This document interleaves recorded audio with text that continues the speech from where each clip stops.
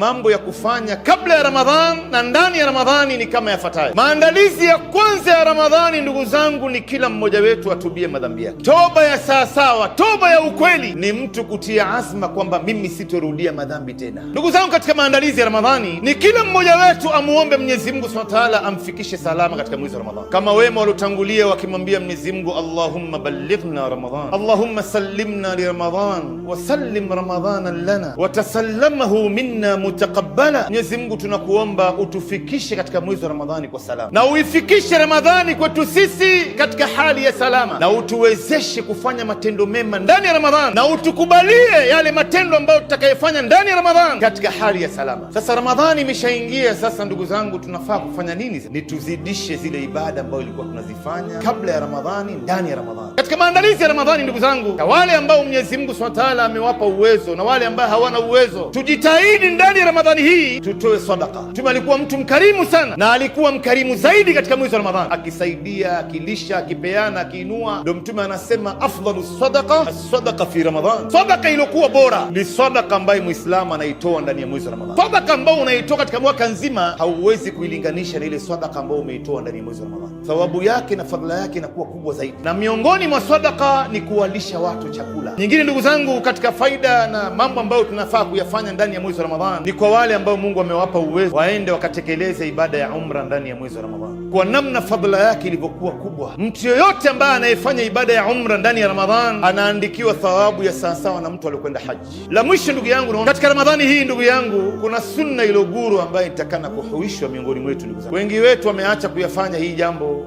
labda kwa sababu ya kutojua au kwa sababu ya kudharau au kwa sababu ya kufadhilisha mambo mengine kuliko haya. Naye ni sisi wengi wetu kuacha kukaa itikafu katika 10 ya mwisho ya Ramadhani. Na wallahi, lau kila mmoja wetu angelijua fadhila ya itikafu, hakuna hata mtu angethubutu kuiacha mwaka mmoja ikampita bila kukaa itikafu msikiti kwa muda wa siku 10. Ndugu zangu, we hautoki ndani ya hiyo nyumba ya Mungu. Kwa nini Ramadhani inapomalizika wewe usiwe miongoni mwa watu walioipata Lailatul Qadr? Nafasi yako ni kubwa wallahi. Usiku mmoja ukaipata kwa ibada ni bora kuliko mtu kufanya ibada miaka 83 na miezi minne. Hizi nafasi zinatokea na wakati mwingine isiweze kurudi katika maisha yako.